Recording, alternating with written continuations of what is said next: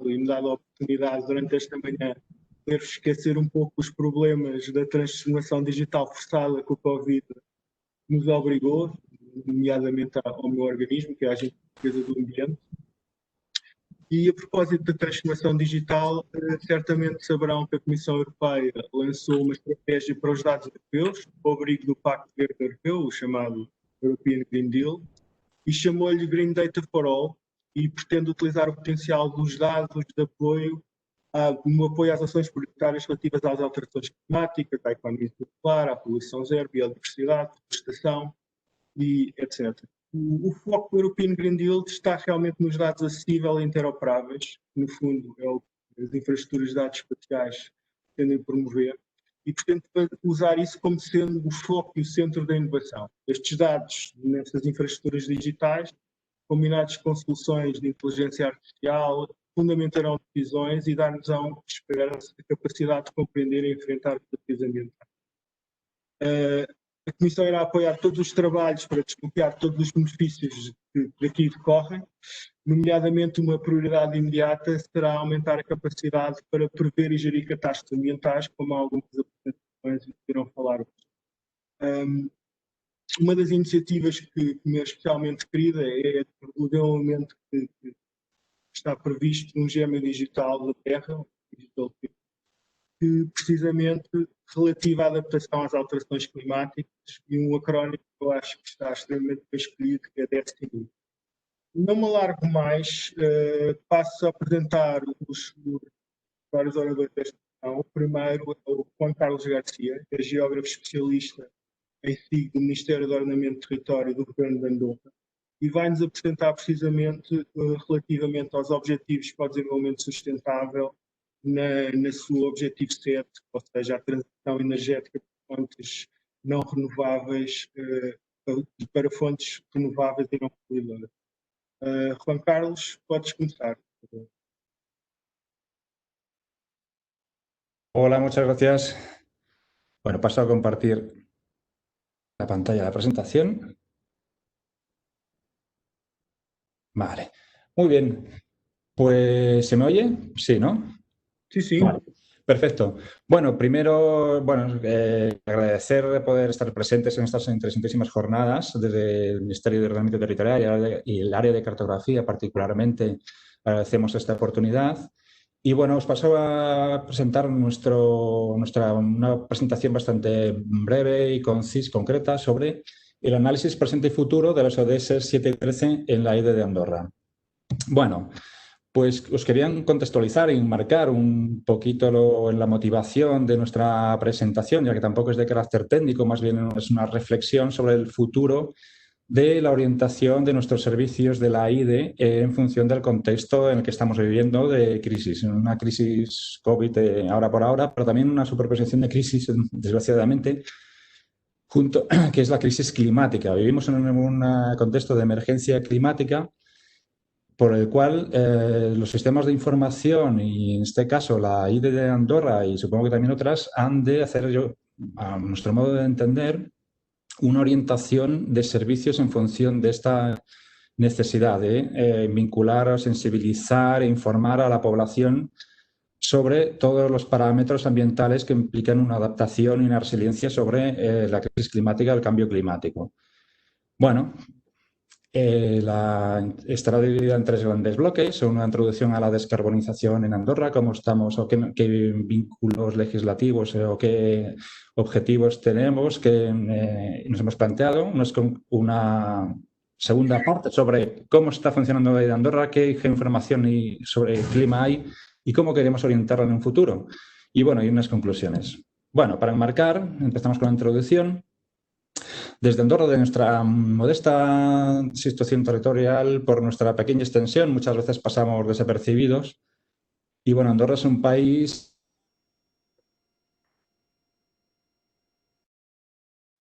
nuestro futuro, digamos, económico y también social.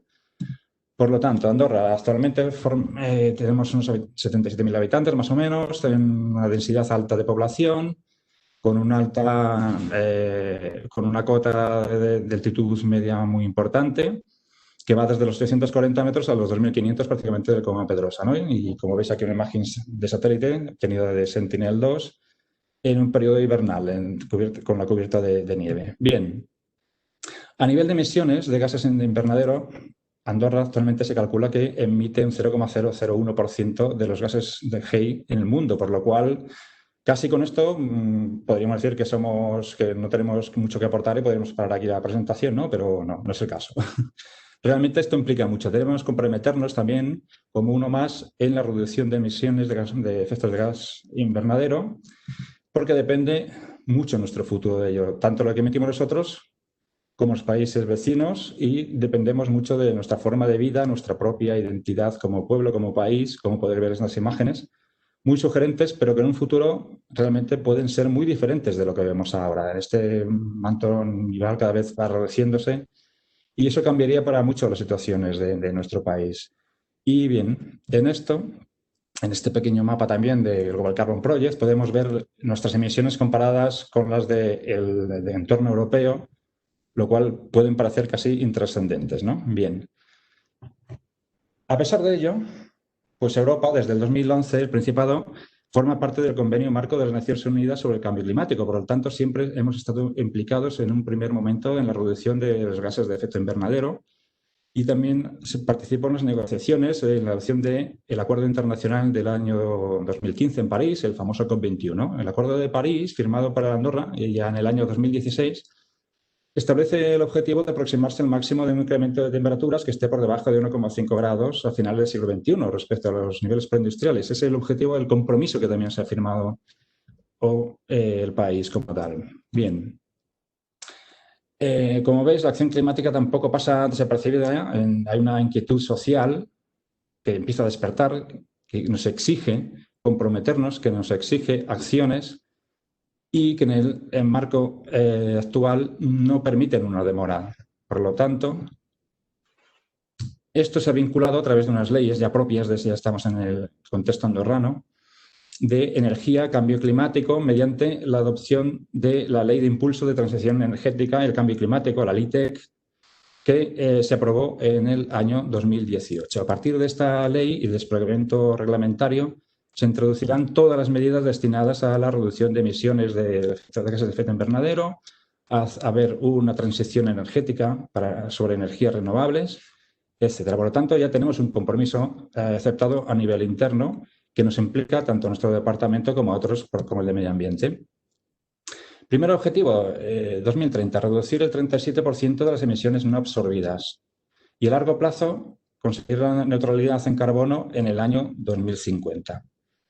Bien, trazado una hoja de ruta para conseguir esos objetivos de descarbonización, adaptación al cambio climático y otras estructuras de cambio, una transición social y que se fundamentan en una innovación, investigación y observación sistemática. Bueno, es una hoja de ruta a grandes trazos de lo que se pretende hacer en el país. Bueno, todo esto se articula a partir de la Agenda 2030 y los objetivos, los famosos ODS, los Objetivos de Desarrollo Sostenible.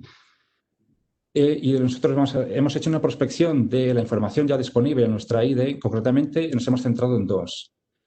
El objetivo número 7, de energía asequible y no contaminante, y uno más general, que es el 13, de todas las acciones por el clima que se pueden vincular a ella. Vale, y haciendo una prospección de la información disponible en nuestra IDE y cómo vincularla a estos objetivos, hemos analizado cuáles son los datos geoespaciales relacionados con las ODS, qué podemos tener, qué podemos aportar, cómo podemos vincularlos y cómo podemos comprometernos y realmente a tener una acción social para que eso se pueda realizar a cabo. Bien, en esta pantalla mostramos, es una pantalla de la IDE Andorra, del visor de mapas. Esta, bueno, para recordar un poco, aunque se presentó en otras sesiones en otros años, nosotros empezamos en el 2008 con la primera versión de la IDE. Esta se actualizó en el 2014, que es la que tenemos ahora vigente, por lo tanto ha llegado pues, al momento de hacer una transición y de adaptarla tanto a los nuevos sistemas tecnológicos como a las nuevas demandas sociales. Bien, se ha ido progresando, hemos ido haciendo cambios tecnológicos, hemos adaptado tecnología web responsive, hemos añadido nuestros nuevos servicios, aplicaciones, para que se haga más funcional y útil entre la población. Y en este contexto aquí mostramos concretamente lo que es uno de los primeros acciones que hay de Andorra, que es el mapa de infraestructuras del Plan Sectorial de Infraestructuras Energéticas de Andorra. Se trata de un plan que es un instrumento urbanístico del gobierno, que previene una reserva de suelo para el despliegue de la política energética nacional. Bien, es una serie de capas con una serie de territorios marcados, reservados para esos usos. Bueno, es una información consultable que la población puede visualizar, puede consultar los datos asociados, pero no tiene más dinamismo. Creemos que tampoco se puede ir ahora mismo más allá. Es lo que puede ser una información visual de capas poligonales, pero sin más. Muy bien. Otra información que tenemos también vinculada es el mapa de radiación potencial del país, muy importante a la hora de establecer paneles solares en edificios y etcétera, y establecer un plan energético a nivel particular o administrativo. Es otra de las informaciones geoespaciales que tenemos disponibles para la población. Bien, en este caso una información raster, también consultable desde nuestra IDE. Luego, otra, que es el Plan Sectorial de Infraestructuras Verdes de Andorra, desplegable a través de un proceso de participación ciudadana en el que en el mismo y seleccionando se han hecho una serie de rutas y demás para actividades, para fomentar entre la población, ¿no? Actividades al aire libre y etcétera. Bien, tenéis una capa de consulta vectorial con las rutas y otras informaciones. Pero otra vez también consideramos que es una información puede ser poco dinámica. Estamos haciendo un ejercicio de autocrítica un poco, sobre todo la información que tenemos ahora mismo y cuál sería su orientación en el futuro. Aquí tenemos otra información que es muy común, carriles bici, movilidad sostenible, etcétera. No hay más. Esto lo tienen muchas IDEs, muchos portales, tampoco aporta mucho más allá de lo que ya hay disponible en otras soluciones. Entonces, sobre todo esto, queremos hacer una reflexión crítica sobre cómo puede cambiar o ha de cambiar, y nosotros tenemos la intención de hacerlo en un futuro. De momento estamos en un proceso de análisis, aquí tenemos un clásico análisis DAFO, respecto a la información relacionada con estos ODS, 7 y 13, pero que al final se ha de aplicar a todo el conjunto de los ODS. Pensamos que ¿qué nos faltaría? Falta a nivel de indicadores. No tenemos indicadores numéricos ahora que que nos ayuden a mirar si cumplimos o no con los objetivos comprometidos. Tenemos una serie de debilidades, fortalezas, oportunidades y amenazas, ¿no? Nosotros como área muy limitada somos muy pequeños, tenemos unos recursos de inversión y presupuestos limitados en este contexto de crisis. A veces hay la falta de coordinación entre otras entidades, sean públicas, privadas. Seguramente muchos ya conocéis este problema, es siempre endémico. Y falta de visibilidad también en la población. Sí, no os puedo ahora aportar números, pero si bien la cartografía de referencia es la estrella un poco de las consultas IDE, a nivel de sociedad de particulares no están muy familiarizados con la consulta a la IDE. Es más bien para técnicos administrativos, etcétera, ¿no? Pero tenemos muchas fortalezas, experiencia, tenemos un equipo muy especializado. Y bueno, tenemos ya una base de información también muy amplia y bueno, en un contexto de una escala que permite hacer muchas cosas, una escala reducida que nos permite realmente hacer muchas cosas respecto a la población de nuestro país. Otras amenazas, aparición de nuevos geoportales, hay cierta dispersión de los datos climáticos, como puede ser con el APCC, y entonces se descontextualizan y la gente, es difícil que se encuentre, localizarlos, consultarlos en un contexto único. Y puede a veces ser un exceso de información también que crea desinformación. Y bueno, tenemos la oportunidad de digitalizar todo el sector, todas las informaciones climáticas disponibles, abrir el producto open source y en un contexto social realmente ahora adecuado. Ahora tenemos la oportunidad, como se ha demostrado con el COVID, la geoinformación se ha puesto en el centro del debate público, ha demostrado cuáles son sus potencialidades, sus necesidades, y ahora es el momento de realmente hacer cosas nuevas para la sociedad. Bien, estas son todas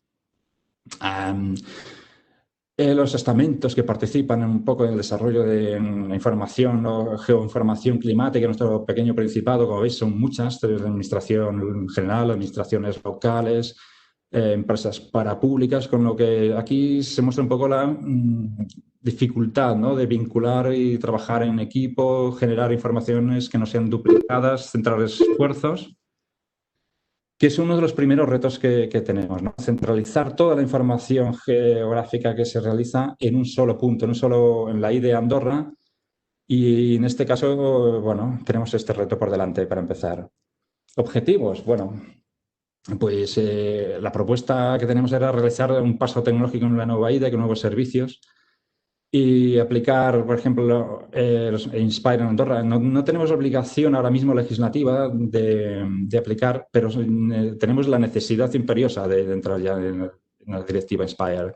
Por lo tanto, de ser un objetivo realmente autoimpuesto. Luego, objetivos tecnológicos, realizar cartografía con drones, bueno, etcétera, etcétera. Las tecnologías ya sabemos todos cuáles son y realmente están disponibles.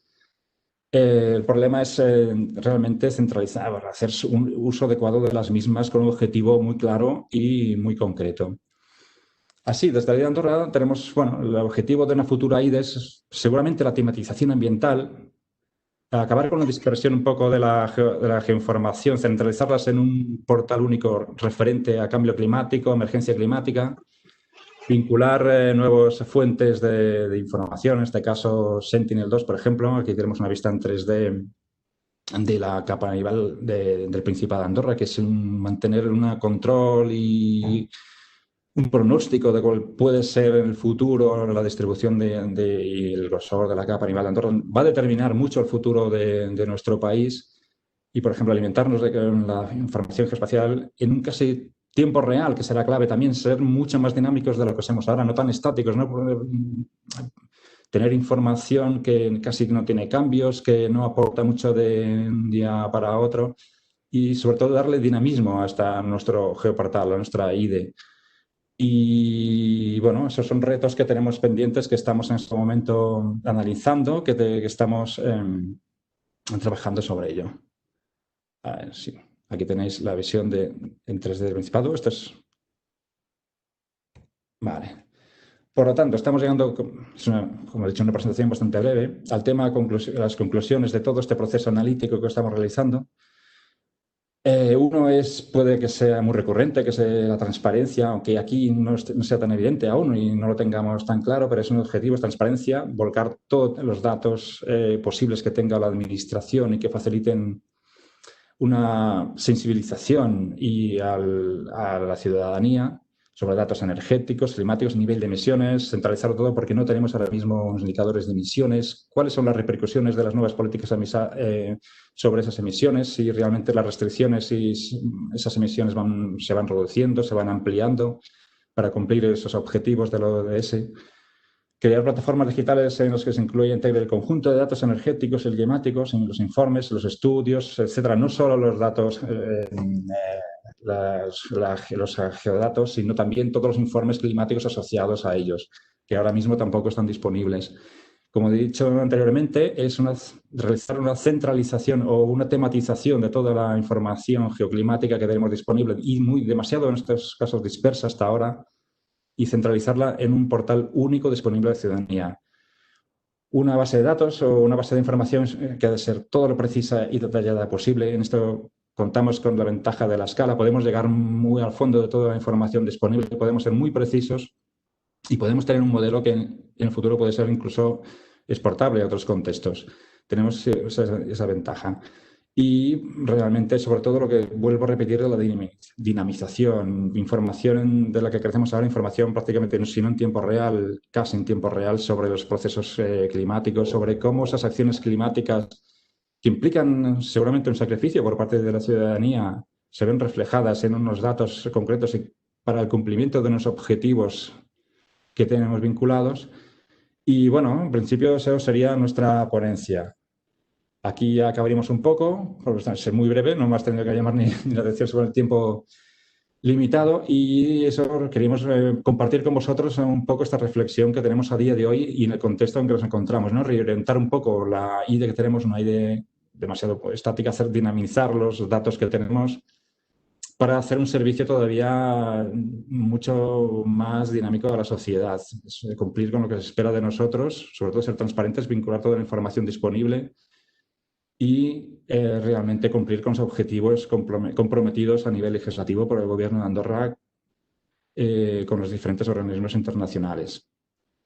Y bueno, por mi parte, en principio, sería todo, Joaquim. Juan Carlos, muitas graças, foi pela tua excelente apresentação. Nós não temos perguntas, mas eu, por acaso, eu tenho aqui algo, fiquei curioso com o que vi. E uma das coisas que eu gostaria que tu nos falasses, ou pudesse aprofundar um pouco, é...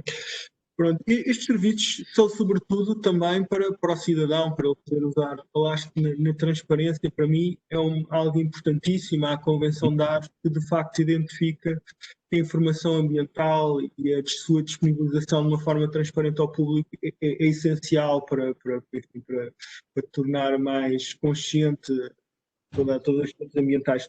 Vocês fizeram alguns estudos dos serviços que são mais populares, mais usados da vossa IDE? Qual é que são os serviços mais procurados pelos cidadãos? E já agora também tenho uma questão de se já tens conhecimento de alguma aplicação, no fundo, também com a apresentação desta sessão, de utilizações práticas e quizá até inovadoras dos vossos dados para este objetivo, enfim, da transição energética e desenvolvimento sustentável. Bueno, ahora no te puedo mostrar datos sobre el tema, pero sí los análisis en la monitorización que realizamos sobre la IDE, ya es lo que comentaba en su momento, están muy vinculados a consultas técnicas de todo el tema, bueno, de arquitectos y demás que se dedican a planificación, que se dedican a la realización de proyectos. Y realmente esto está muy asumido o consultas de la propia servicio como servicio de consulta entre la propia administración nuestra general, la administración local, que aquí son los comuns. Todo el mundo tiene muy asumido y sobre todo la consulta información geográfica de referencia, ¿no?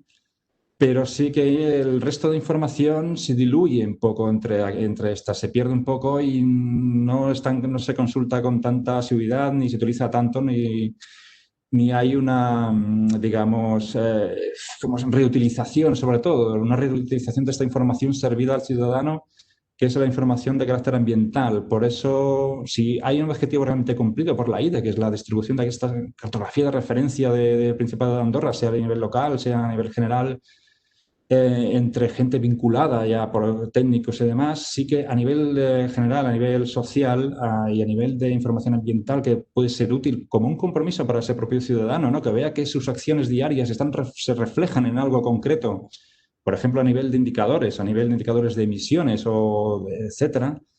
Eso es algo que tenemos aún pendiente, ¿no? Tenemos que ir un paso más allá y asolir, digamos, esa comunicación y esa... Con el ciudadano, digamos, de a pie, ¿no? Que tenga concentrado en un sitio algo que refleje aquellas acciones que haya acabado, aquellos sacrificios que está realizando a nivel particular por una mejora social en general, ¿no? Y entonces, ya te digo, a nivel general hay mucha descarga de los mapas topográficos, ortofotomapas, etcétera, toda la información de referencia, pero en cambio toda la información ambiental sí que tenemos ciertas todavía deudas con el trabajo a realizar, ¿eh? Muito bem. Eu penso que sim, eu também tenho, confirmas um pouco a ideia que eu tinha. De facto, os técnicos procuram muito já a informação das várias ideias. Temos que, se calhar, ter este desafio de tornar a informação das nossas ideias também apelativas ao cidadão em geral. Aliás, isso é comum a todos os dados da Diretiva INSPIRE. São dados que nos dão muito trabalho a recolher e a sistematizar e que ainda não realizaram todo o seu potencial e portanto, enfim, iniciativas como Andorra e a promoção serão certamente importantes para promover a utilização desses dados. Bom, nós estamos aqui já passámos os 102 participantes. Juan Carlos, muito obrigado. Vamos passar agora ao próximo orador. Obrigadíssimo pela tua apresentação. Igualmente, obrigado. Bem. O próximo orador é o Álvaro Silva, do Instituto Português do Mar e da Atmosfera, do IPMA. Ele é climatologista. As suas principais áreas de trabalho e investigação são precisamente as alterações climáticas e os fenómenos climáticos extremos. É representante, aliás, em vários grupos de trabalho, na área da seca, desertificação, e colabora em vários destes projetos a nível nacional e internacional na área das ciências da Terra e do ambiente. Presumo que ele, portanto, nos vai falar de um dos mais importantes geofluidos, da atmosfera, porque vai-nos falar de Climate Data Sets and Services em suporte do Climate Change Adaptation. Portanto, presumo que ele também tenha muito interesse no Destiny que eu falei no início do Digital Twin, que vai ser promovido pela Comissão Europeia. Álvaro, por favor, podes começar, por favor. Olá, bom dia. Obrigado, Joaquim. Bom dia a todos. Buenos dias. Vou aqui compartilhar então a minha apresentação. Ok, penso que já estarão a ver o que estou a partilhar. Sim, está ótimo. Ok, perfeito. Pronto, os slides optei por manter em inglês para ser mais fácil todos seguirem esta apresentação, mas no entanto irei falar em português. Recentemente têm vindo a ficar disponíveis novos datasets de clima, com base em modelos globais de previsão do tempo, mas também de detecção remota. Concretamente, os novos produtos de reanálise climática do Centro Europeu de Previsão do Tempo, que foram produzidos no âmbito do C3S, da Copernicus Climate Change Service, têm sido uma grande mais-valia para quem trabalha com ciências atmosféricas e clima. Agora o desafio está em que alargar a utilização destes datasets a uma gama mais alargada de utilizadores ambientais e também, é claro, ao cidadão comum. Há uns anos atrás as reanálises apresentavam uma fraca resolução espacial e temporal, mas hoje em dia o panorama é bem diferente, como apresentarei seguidamente. Estes produtos de reanálise e outros que venham a ser gerados ou derivados destes, como no caso do downscaling dinâmico, constituirão boas hipóteses para um conjunto de utilizadores ajudante. Nesta apresentação pretendo evidenciar o trabalho que o IPMA, em concreto a Divisão de Alterações Climáticas, está a desenvolver no sentido de tornar esta informação disponível de forma harmonizada e também de forma amigável para utilizadores não especializados.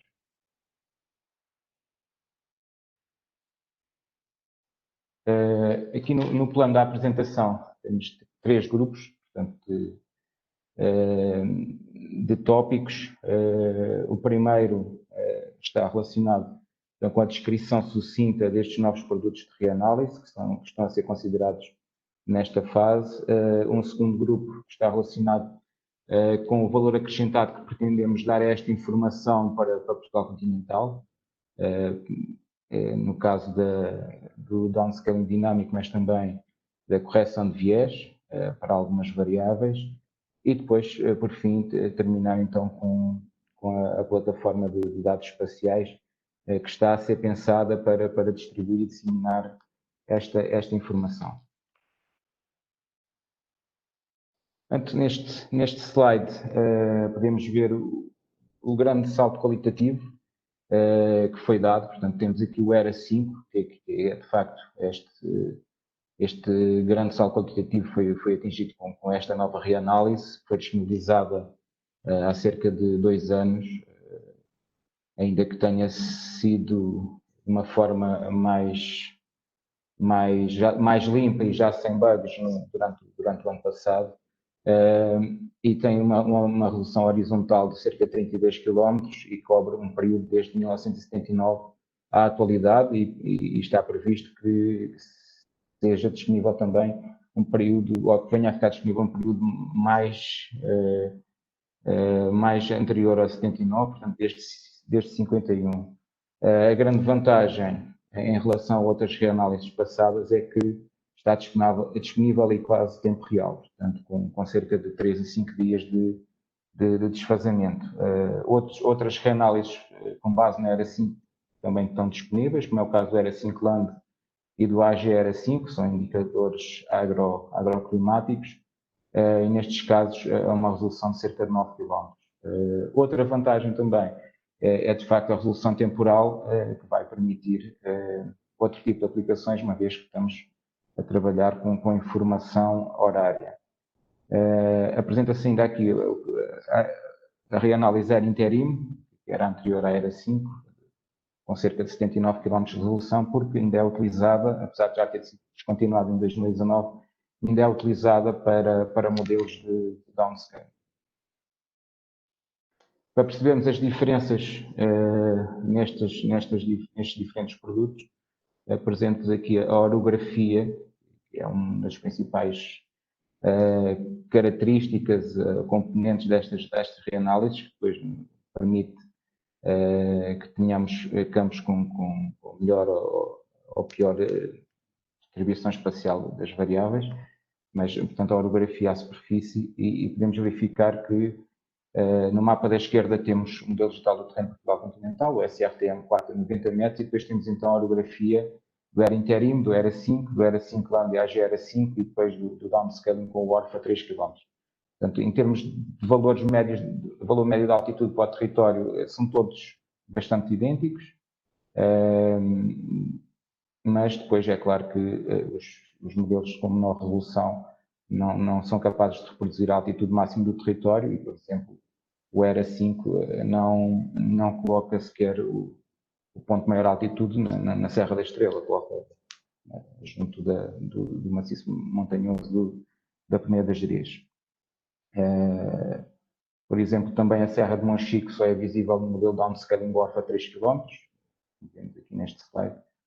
Portanto, digamos que os grandes sistemas montanhosos já começam a ser visíveis a 9 km, mas depois as serras ou sistemas de menor dimensão só são captados com melhores resoluções.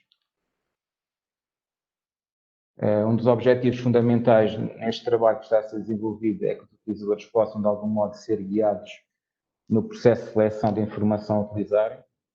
Por exemplo, se pretendermos analisar valores médios para o país ou para uma região alargada, o modelo ERA 5 será com certeza uma boa opção.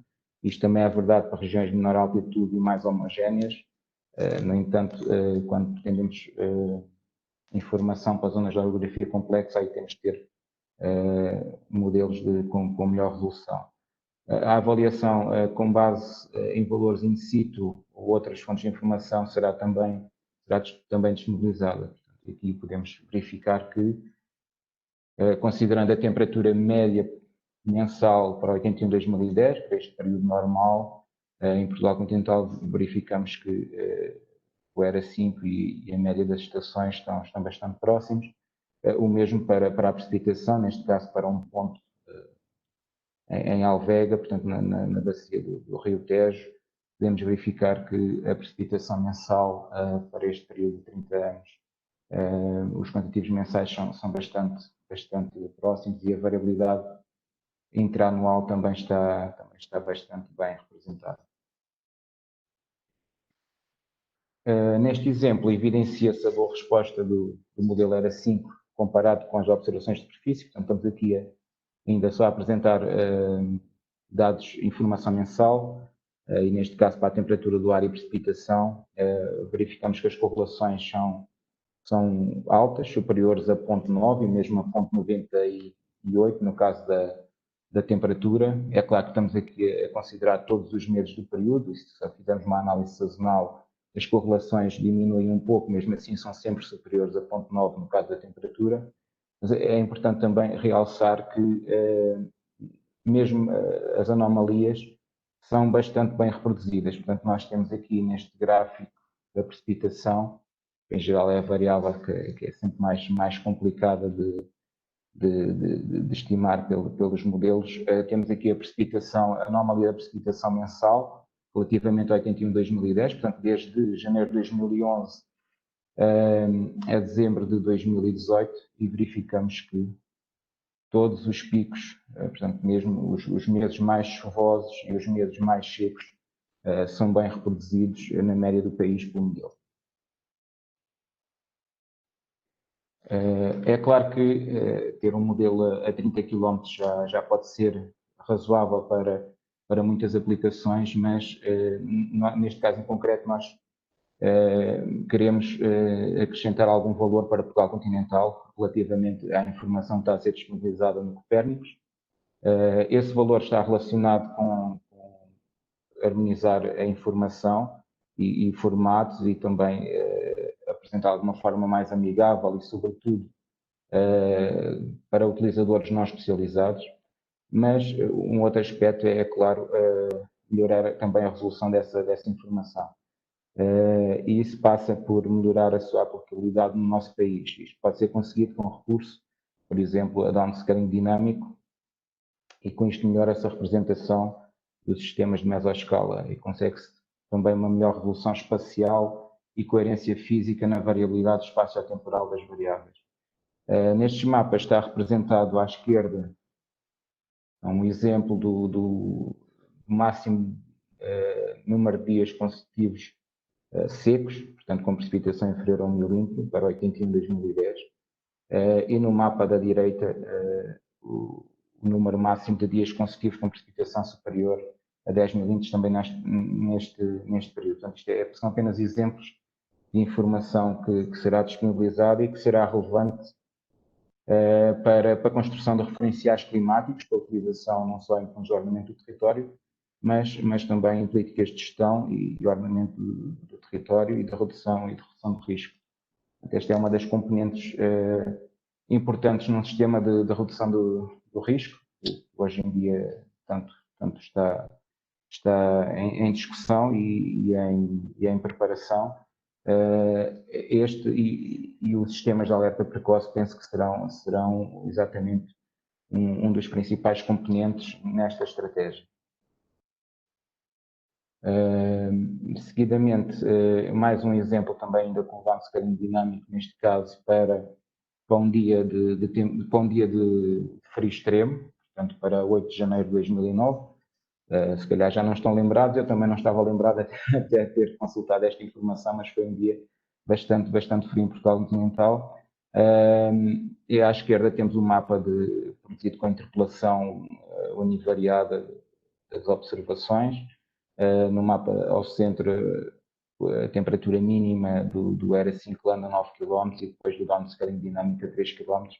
E é bastante visível que reproduz de uma forma mais coerente o padrão esperado da distribuição do campo de temperatura neste dia. As correlações nestes dois gráficos da direita apresentam-se correlações horárias entre as observações na estação da Guarda e depois os outputs do modelo, e é visível que a correlação é superior a 0,9 em ambos os casos, mas, claro, depois nestas situações de dias de temperatura mais extrema, o downscaling dinâmico acaba por ter um melhor comportamento.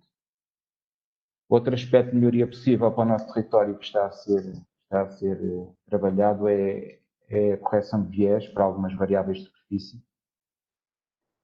Isto poderá ser uma mais-valia para indicadores climáticos com base em lineares.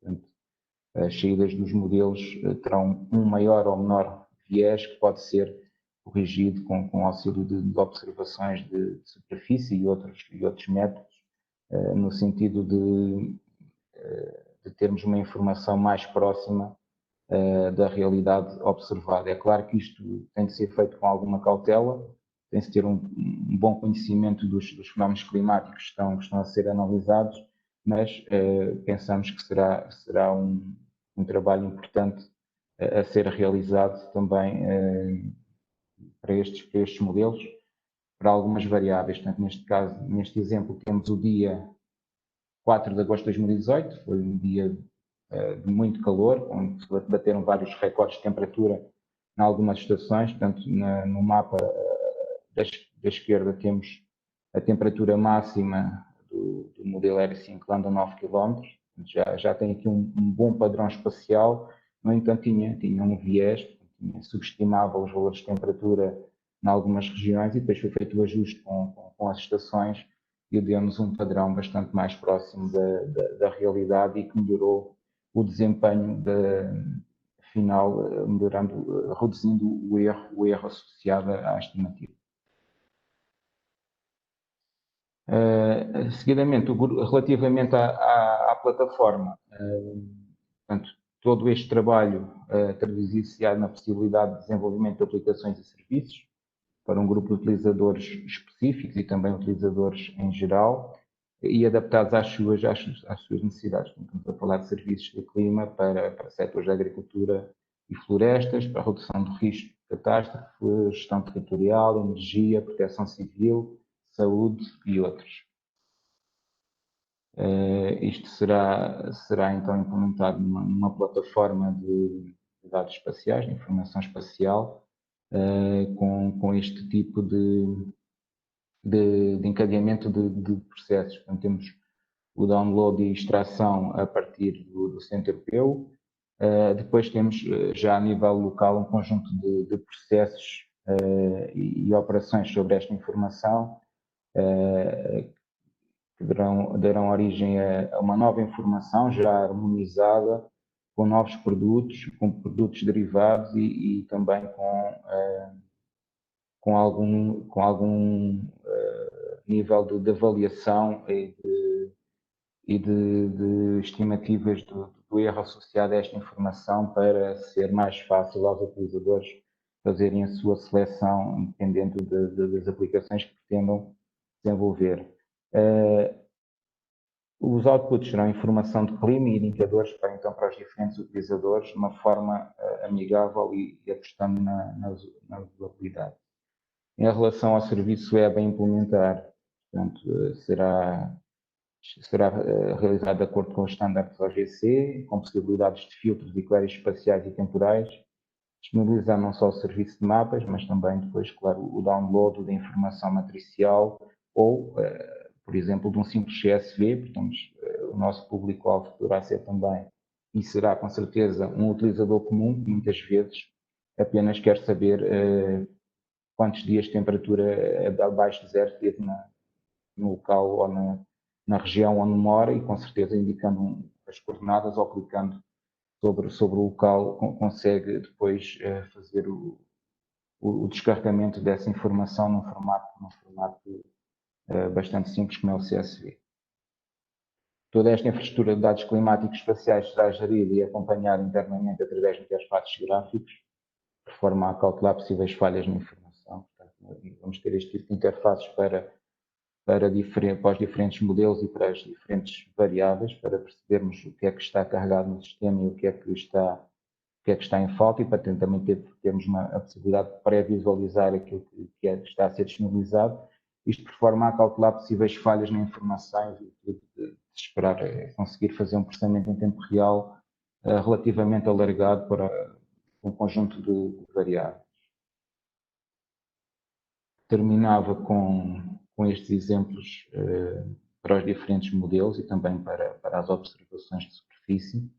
Portanto, isto é o mês de março de 2001, foi um mês de março extremamente chuvoso. Aliás, todo este inverno foi extremamente chuvoso em Portugal continental, mas março de 2001 foi então bastante chuvoso, e podemos ver aqui sobretudo as diferenças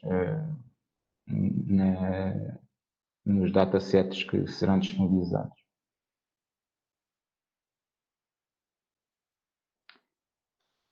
Por fim, como conclusão, apenas referir que estamos ainda na fase de desenvolvimento então, desta infraestrutura de informação climática, que o objetivo essencial é facilitar o acesso a um conjunto de datasets do clima de uma forma amigável, portanto, de uma forma, digamos, quase que universal a um conjunto de utilizadores. Suportar diferentes utilizadores também na crescente necessidade de informação que tem de informação de datasets climáticos, coerentes, consistentes e com resolução adequada às diversas necessidades. E era só. Muito obrigado, muitas graças.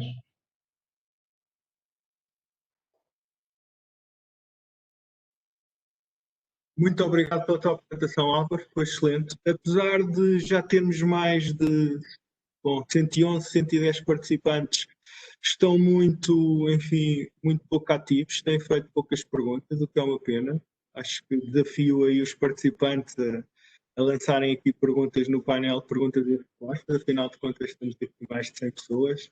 Certamente alguém terá alguma dúvida que queira perguntar. Eu certamente tenho algumas. Reparem, estes modelos extremamente importantes, até para nós, para a minha própria organização. Nós depois, com base nisto, acabamos por às vezes ter modelos como para a qualidade do ar ou modelos para os riscos de inundação e por aí fora, tudo isto se baseia em modelos climáticos.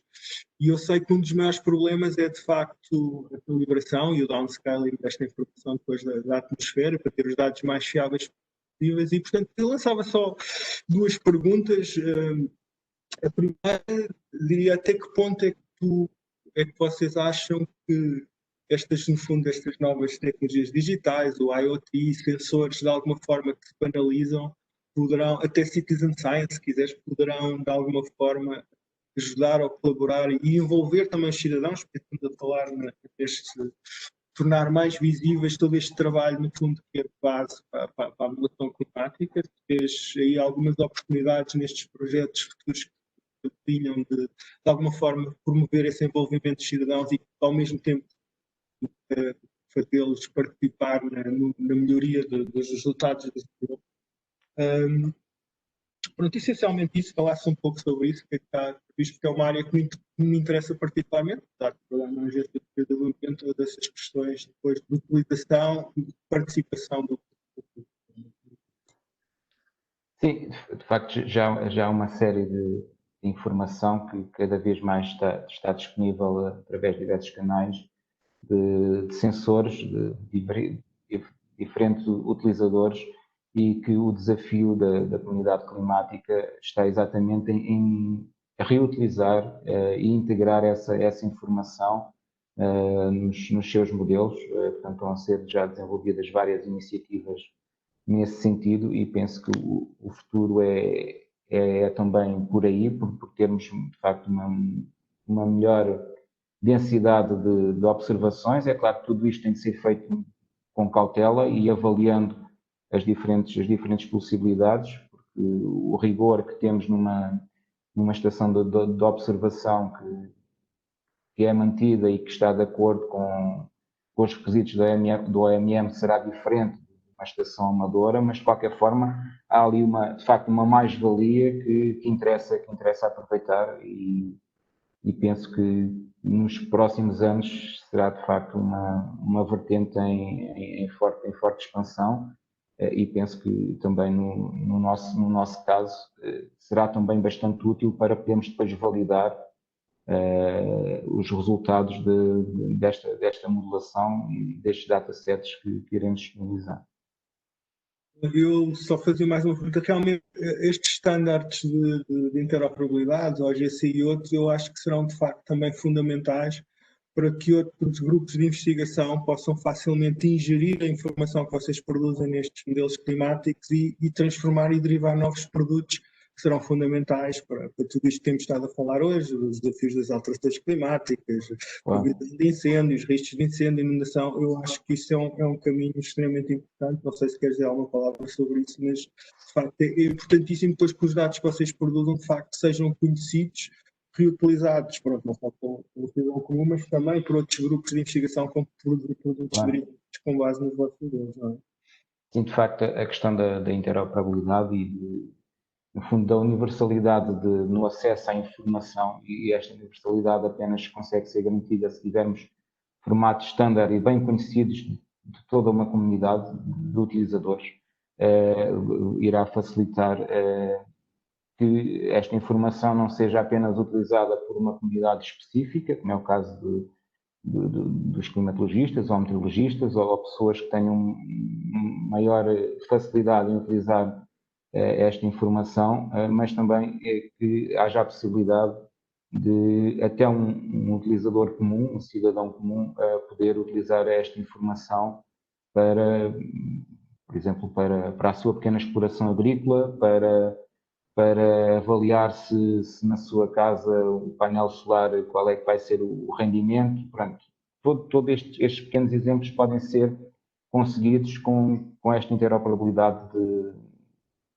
das plataformas e dos formatos e sobretudo com uma forma amigável de transmitir a informação sem ser demasiado complexa. O utilizador comum não tem de se preocupar se as unidades estão em metros por segundo, se estão em litros por metro quadrado, se estão em milímetros. Pronto, não, eu quero já informação pronta a utilizar, quer seja para os seus modelos, para utilizadores mais institucionais ou de grupos de investigação, ou então também para utilizar simplesmente na sua vida. Álvaro, obrigadíssimo. Temos que passar ao próximo Obrigado, contador. Foi pela tua interessante apresentação. Joaquín, Volto a lançar o desafio disculpa. ao público. Joaquín, mira el chat, que acaban de enviar 3 preguntas para Álvaro. Para as perguntas, En el chat. Ivone Martins, ok, estou a ver, sim Gracias. senhor, no chat, sim senhor. Tenho aqui a Ivone Martins, de facto enviou várias perguntas, que na ideia produtos originais, se serão disponibilizados produtos originais juntamente com os produtos derivados. E nos processos de downscaling e correção do bias, como serão comunicadas as técnicas, erros e a qualidade associada a cada dado. Saúde a Ivone Martins, desde logo por ter quebrado aqui o gelo e lançado as primeiras perguntas que não foram por mim. Álvaro, não sei se queres muito rapidamente, estamos a ficar sem tempo. Portanto, a ideia é de facto disponibilizar os datasets originais, ainda que eles estejam disponíveis no CDS, no Copernicus Climate Change Service, mas disponibilizar os datasets originais, porventura já harmonizados em termos de unidades e de escala temporal, e depois, claro, os produtos derivados, que na realidade são depois os indicadores e os índices que se irão construir, e também então os produtos de downscaling e de correção de viés. Relativamente à questão da correção de viés, é claro que terá de ser disponibilizada também algum tipo de avaliação ou de análise de validação estatística destes resultados de correção de viés, porque a correção de viés tem algumas limitações, tem vantagens e tem limitações, como outros métodos, e interessa transmitir depois isso ao utilizador, por isso com certeza que faremos um esforço para que isso esteja disponível. Álvaro, mais uma vez obrigado. Passamos já de seguida e sem mais atraso ao capitão Tenente Paulo Nunes, do Instituto Hidrográfico. Ele é engenheiro hidrógrafo da Marinha Portuguesa, tem uma especialização em hidrografia, mestrado em engenharia geográfica, representa Portugal em inúmeros grupos internacionais hidrográficos. Esteve envolvido em várias campanhas científicas e levantamentos hidrográficos e é realmente o coordenador do grupo SIG do Instituto da Informação Geográfica, do Instituto Hidrográfico Português, e vai-nos falar da sua própria ideia, da ideia do Instituto Hidrográfico Mais, e, portanto, do outro geofluido absolutamente fundamental, o oceano, não é? Mais das alterações climáticas. Paulo, muito obrigado e força da tua apresentação. Muito bom dia a todos. Antes de mais, gostaria de agradecer a oportunidade para vir aqui apresentar a infraestrutura do Instituto Hidrográfico, que nós designamos por Hidrográfico Mais. E durante os próximos 15 minutos vou passar aqui em suma aquilo que são as capacidades da infraestrutura Hidrográfico Mais e como é que nós, e qual é que é o nosso nível de ambição. Basicamente, a infraestrutura Hidrográfico Mais não é mais do que uma infraestrutura de dados geoespaciais, neste caso dedicada a dados marinhos, e é uma infraestrutura de nível organizacional, ou seja, tem como objetivo principal ser um ponto único de acesso a dados, informação e conhecimento marinho produzido no Instituto Hidrográfico. Foi com este objetivo global que nós a concebemos. E qual é que é a nossa motivação do Instituto Hidrográfico para criar o Hidrográfico Mais? Está identificado em muita literatura que tem havido muito investimento na colheita de dados e na organização de dados, mas continua a haver, ao nível do oceano, um Ocean Knowledge. E nós, o Instituto Hidrográfico, pretende, com esta iniciativa, contribuir para reduzir esta lacuna ou reduzir esta lacuna de conhecimento relativo ao oceano.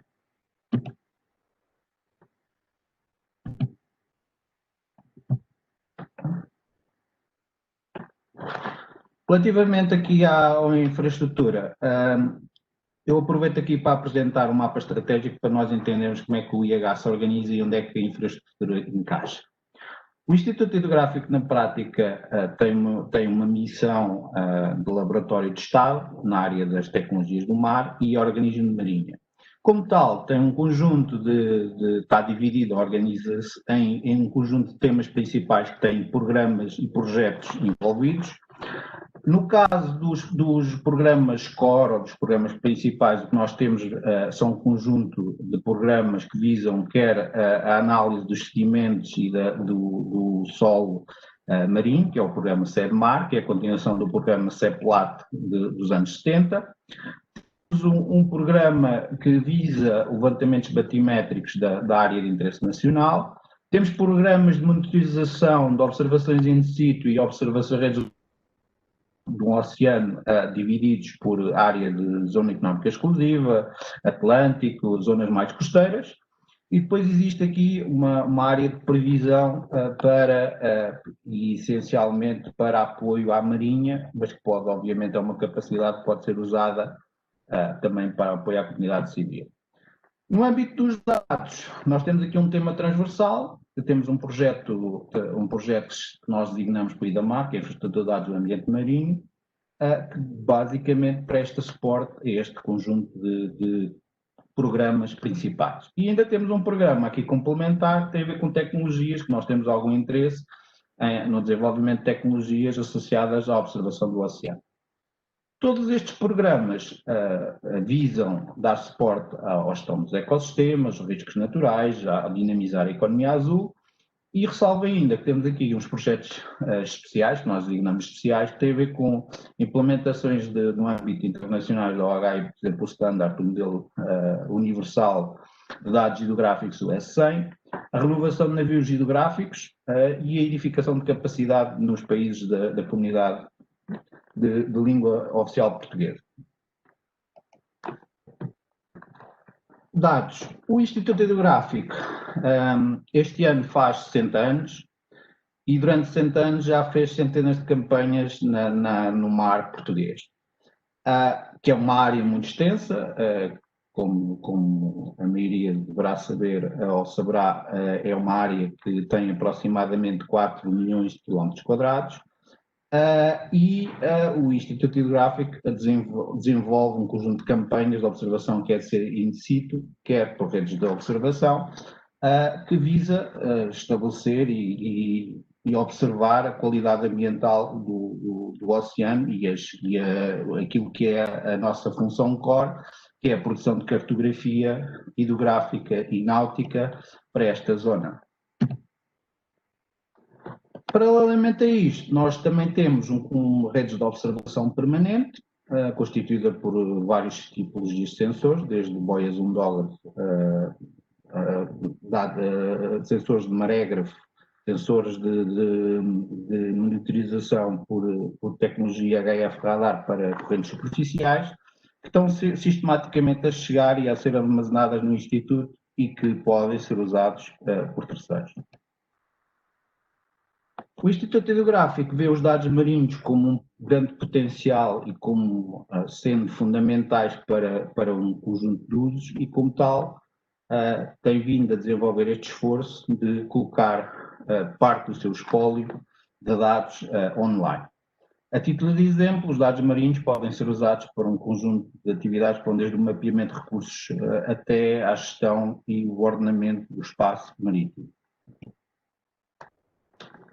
Outro projeto importante que está a decorrer a nível internacional, que tem também acelerado um bocado esta iniciativa, tem sido a implementação do modelo S100 de dados hidrográficos.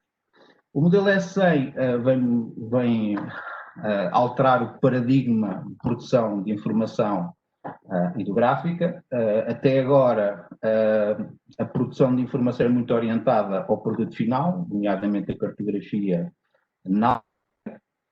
Com este modelo está-se a implementar uma mudança de paradigma, porque passa a ser orientada a dados, ou seja, os dados podem ser usados para diferentes tipologias de aplicações. E dentro do modelo S100 existe um conjunto de sub-standards que versam sobre domínios e que permitem que informação de uma determinada tipologia, informação marinha de uma determinada tipologia, chegue aos diferentes utilizadores pelos mais diversos mecanismos, desde dados por comunicações móvel até dados satélite, web, aquilo que for.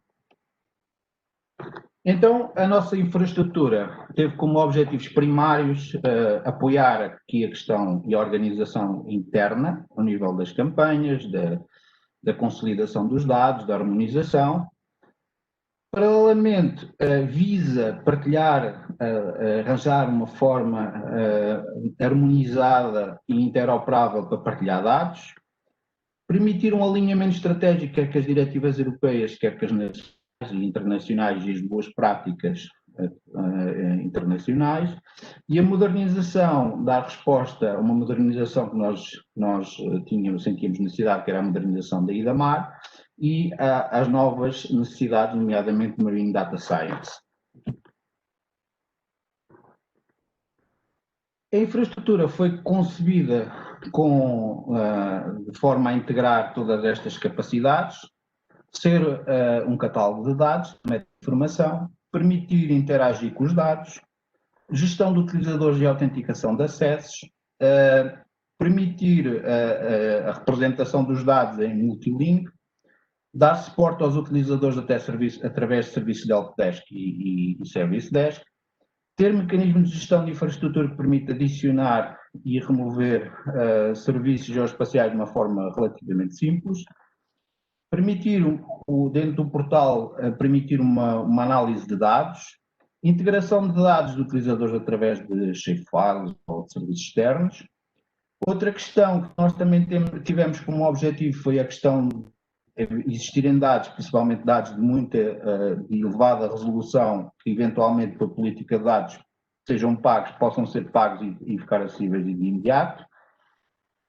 As campanhas científicas também estarem expostas, as campanhas científicas e os dados que estão associados às campanhas científicas do Instituto Hidrográfico estarem expostos para a comunidade, para saberem que tipologias de dados é que o Instituto Hidrográfico possui para aquelas áreas. A existência de ferramentas para planeamento de viagem, para suportar a questão da navegação de recreio e operações simples sobre os mapas, nomeadamente a recolha de distâncias, marcação de ângulos, etc. A arquitetura que foi concebida para o sistema que neste momento já está em produção, embora ainda em fase de testes, é esta, ou seja, na prática nós temos um geoportal central, foi criado num modo back-end, que na prática são serviços que acedem aos catálogos de meta-informação e permitem saber em tempo real que são as camadas de informação que estão disponíveis e informação toda associada. Existem um conjunto de servidores que dão suporte aos serviços espaciais, ao GC, nomeadamente GeoServer, e para serviços de séries temporais em formatos NC WF. Correção, NetCDF. Os servidores são NCWMS, mas dão suporte a NetCDFs. E depois, isto permite fazer os serviços tipo C, de acesso a meta-informação, download, de visualização de dados. Aqui existiu também a integração das bases de dados relacionais que nós temos e outras que foram desenvolvidas, entretanto, para organizar informação em ficheiros soltos. Existe aqui também uma ligação que tem a ver com a autenticação através dos serviços da administração pública, usando também tecnologia open source, que é este servidor que está aqui, que faz a autenticação de servidores através do Active Directory do IH e através da AMA. E ainda temos um nó de analítica para monitorizar o estado dos servidores e um Service Desk Helpdesk que é conduzido por este servidor. A nível de calendário do projeto, nós estamos nesta fase 2 de desenvolvimento e tornar a infraestrutura mais madura. A infraestrutura já está em ambiente de produção disponível na web. Contudo, ainda está numa fase de implementação de funcionalidades e novos dados, novos pontos de dados. O objetivo é, no final deste ano, ter a infraestrutura num estado mais ou menos maduro. Estes são algumas tipologias de dados que nós temos já disponíveis, nomeadamente correntes oficiais de modelação de modelos numéricos, cartografia de apoio às pescas, séries temporais através de fecheiros NetCDF multidimensionais. Qual é que é o nosso objetivo para o futuro? O nosso objetivo para o futuro é dar suporte a tipologias de desenvolvimento como esta que é apresentada aqui.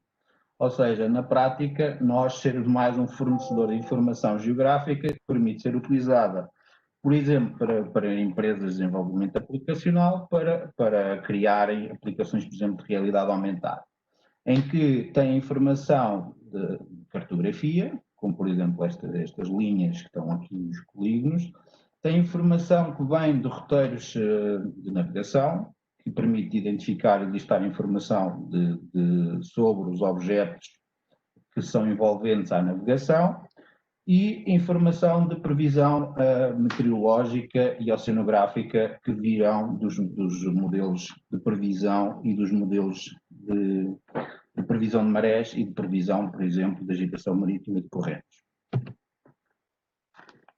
Termino aqui muito agradecendo, mas como ainda temos 2 minutos, vou fazer aqui, num instante, só mostrar o portal em funcionamento. Como tinha dito, nós temos um serviço de analítica que na prática permite monitorizar o estado dos servidores e da rede, e que nós pretendemos ainda fazer monitorização e estatísticas sobre números de acesso e os serviços mais procurados. Ainda estamos em fase de desenvolvimento, mas já conseguimos ter aqui uma monitorização do estado de funcionamento de todos os servidores aplicacionais que estão envolvidos no processo. A nível do portal, o portal está neste endereço, geomar.hidrográfico.pt, e já tem aqui algumas tipologias de dados associados, como por exemplo as cartas da série de pesca. Nós ainda estamos a fazer a otimização através de tiles para garantir que temos uma resposta rápida, mas o portal já permite interagir, quer aqui no portal, quer através de aplicações desktop que podem aceder aos serviços WMS e WFS que dão suporte aqui ao portal. Por exemplo, a cartografia da série de pesca. Temos vários catálogos de cartas de navegação que vão permitir ser usados para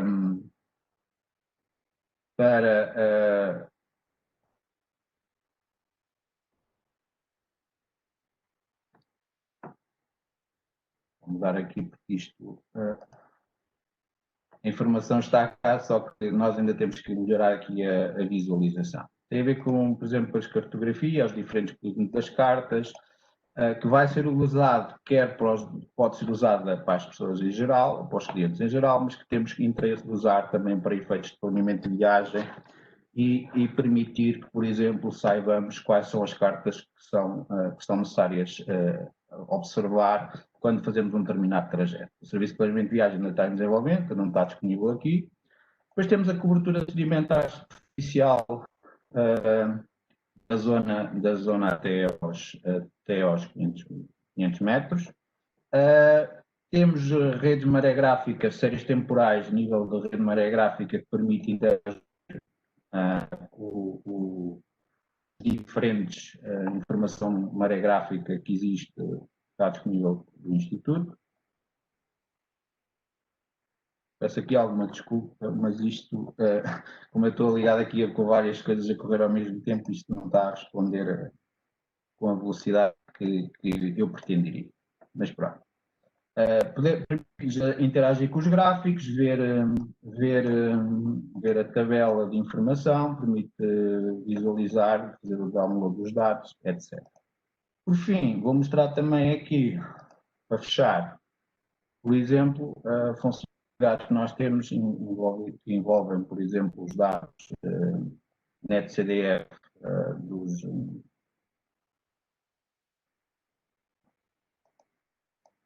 Queria mostrar aqui, por exemplo, a questão, nós também temos tentado integrar a questão do dinamismo de informação e que o utilizador pode, através de forma simples, embora isto seja um bocado exigente para os browsers, ver a informação de forma simples e interativa, a informação que está disponível através dos serviços. Aqui a minha apresentação, agradecendo a atenção e estou disponível para eventuais perguntas que existem. Paulo, obrigadíssimo pela tua excelente apresentação. Disseram-me que o meu fundo virtual da APA, enfim, passo patriótico, às vezes perturbava o meu sono, se me ouviram mal, peço desculpa. Já batemos o recorde de participantes. Eu sou um utilizador, eu acho que talvez vocês, das apresentações até agora, pelo tema e pelo interesse, se calhar estou um bocado, enfim, estou a ser faccioso, porque me interessa imenso tudo que tem a ver com o mar, as minhas atividades de lazer desportivas. Eu ainda hoje, ainda de madrugada ou antes de me deitar, vi como é que estava a boia da Nazaré, não é? Vocês já deram o salto para realmente disponibilizar a informação ao público, presumo que tenham imensos acessos, tudo o que é informação, quer relativamente à população, quer a parte das cartas de operação, e portanto vocês, esse passo, acho que já deram. Realmente seria interessante saber as estatísticas, estou convencido que vocês, se calhar, não sei se as têm com um grau muito cuidado, mas é de facto importante, porque isso é que justificará depois os eventuais financiamentos. Eu lançava-te só uma pergunta, não tenho assim muitas mais, mas há uma que me interessa. A monitorização do mar é muito mais cara que a monitorização terrestre, por razões óbvias. É muito mais difícil ter uma densidade de monitorização no mar, como às vezes conseguimos a terra, por mais variados motivos. Portanto, como é que tu vês, vocês estão já a disponibilizar uma enorme quantidade de informação, como é que tu vês a possibilidade de aumentar, ou que mecanismos para aumentar a densidade de monitorização do meio marinho, sendo Portugal, não sei se me estão a sentir aqui algumas dificuldades às vezes, sendo Portugal tem esta enorme zona económica exclusiva, que será alargar mais, que mecanismos é que poderemos recorrermos para eventualmente melhorar a monitorização do meio marinho, tão importante para a disposição destes dados?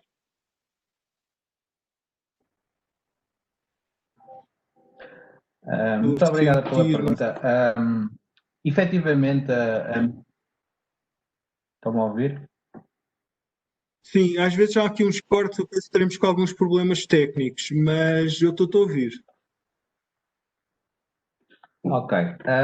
Efetivamente, monitorização e observação no oceano é uma atividade muito cara, ou seja, obriga a movimentar navios, instalar equipamentos que são bastante caros, e o Instituto Hidrográfico tem feito muito investimento em equipamentos proveniente de projetos, ou seja, normalmente a estratégia do Instituto passa um bocadinho por usar os projetos para adquirir equipamentos que são dispendiosos. Por exemplo, a título de exemplo, uma estação HF Radar custa cerca de 300 mil euros.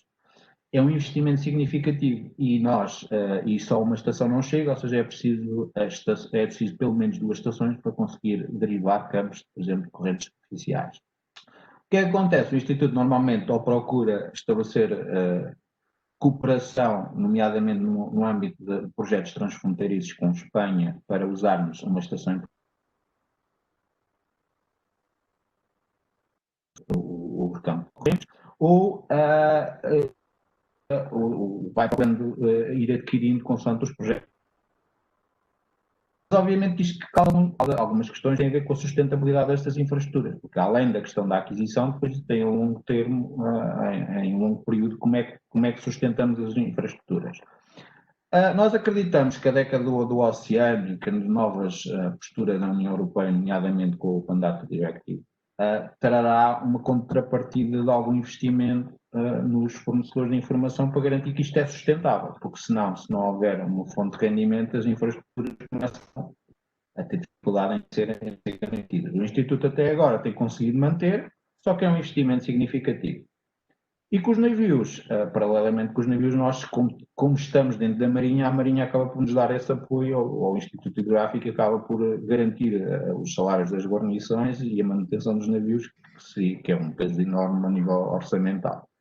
E é assim que nós vamos conseguindo dar a resposta a estas novas necessidades. Paulo, obrigadíssimo pela interessante apresentação e obrigado por todo este vosso trabalho de disponibilizar esta informação que é tão útil às comunidades em geral, sobretudo aquela comunidade mais marinha e mais marítima que precisa destes dados para as mais diversas atividades. Muito obrigado. Vamos então passar agora à próxima apresentadora, aliás, que é a Janina Ruggeri, que é licenciada em Geografia pela Universidade Federal Fluminense do Brasil. Deu uma autorização aqui neste computador. Deu uma autorização aqui. Penso que há aí algum ruído de fundo, mas ela especializou-se em signo na Universidade do Algarve e é a minha correia para cá, não? E vai fazer-nos uma apresentação relativa à geolocalização de reservatórios de água em bacias hidrográficas, precisamente para o combate com outro fenómeno que tem a ver com o extremo, não é? Tem a ver com os incêndios, para o combate a incêndios. Ela está aqui com algumas dificuldades de ligação, mas já temos a Janina. Olá, bom dia, Janina. Olá, bom dia. Já te apresentei e então, por favor, assim que conseguires, avança então com a tua apresentação da geolocalização dos reservatórios. Bom dia. Estão todos vendo a apresentação? Está tudo certo? Sim, está. Tens só que ativar o modo de apresentação, mas estamos a ver a tua apresentação. Foi, pronto. Está perfeito.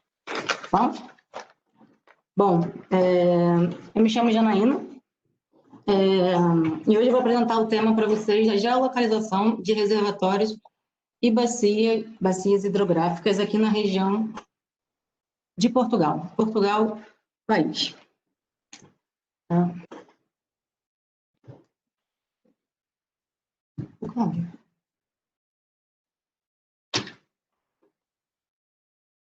Ok.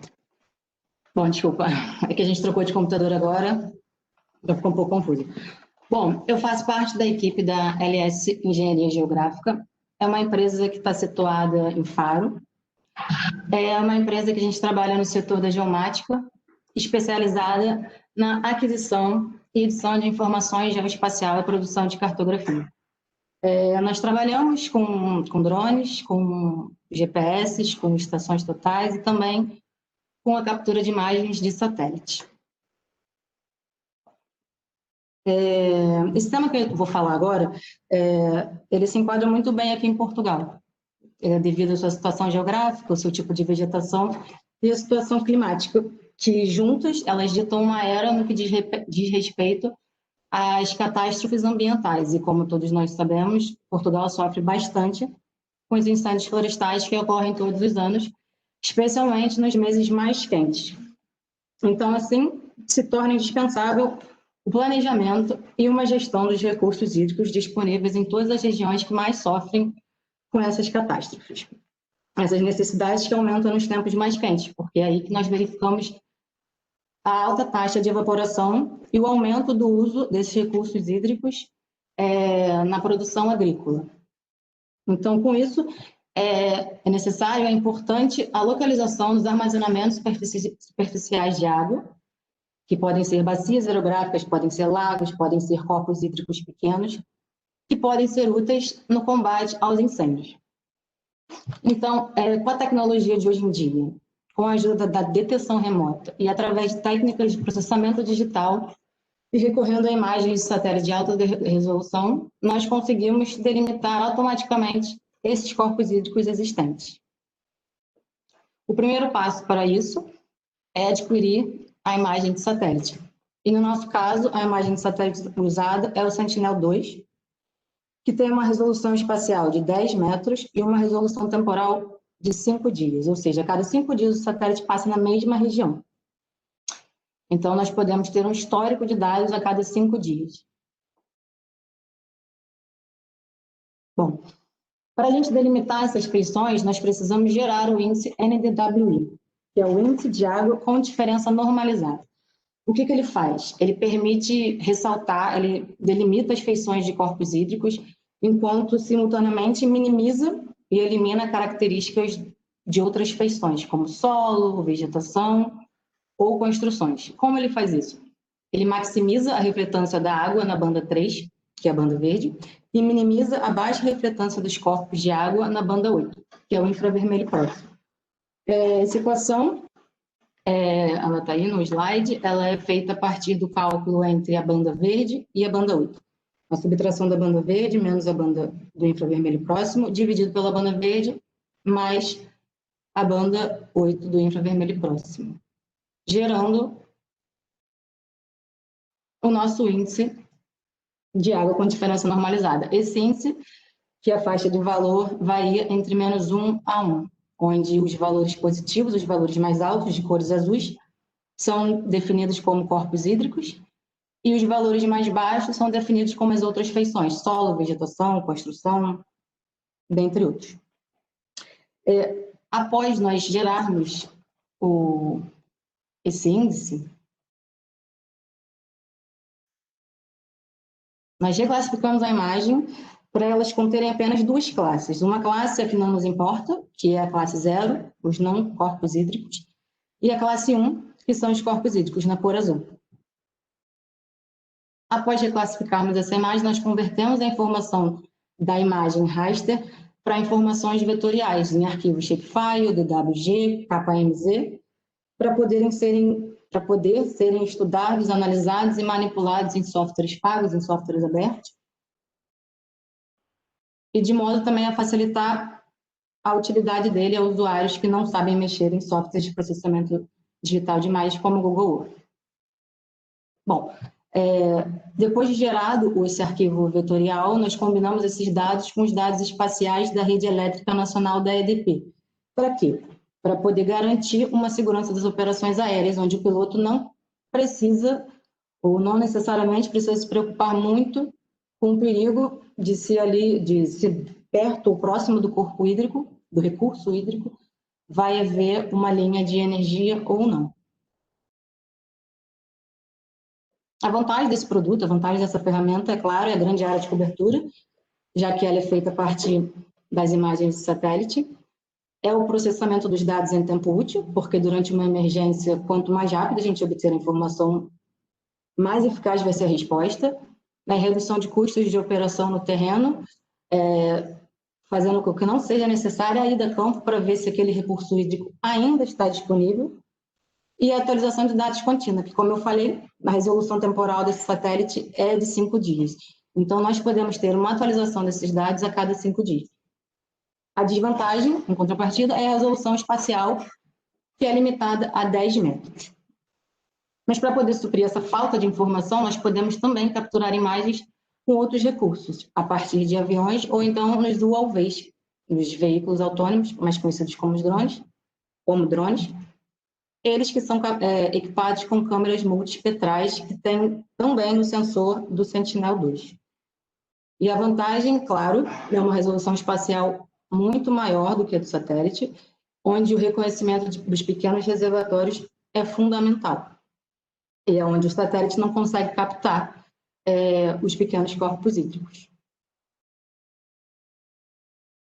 Bom, a potencialidade, a finalidade, o objetivo desse produto, é claro, além de fornecer a localização dos recursos, é também fornecer essa localização, a localização mais próxima à área da intervenção, da área da emergência, da área do incêndio, a sua disponibilidade hídrica, a sua área também, e pegar esses dados e poder inserir em receptores GPS que estão presentes tanto em viaturas terrestres como nos helicópteros, que auxiliam no combate ao incêndio. E isso possibilita uma grande vantagem durante as emergências, em que é preciso decidir em tempo real o local para reabastecer essas viaturas. O que facilita também, é claro, o deslocamento entre a emergência, o recurso e a emergência. E isso garante uma rápida e uma eficaz resposta durante a emergência. Aqui também a gente colocou um vídeo para representar. São os passos.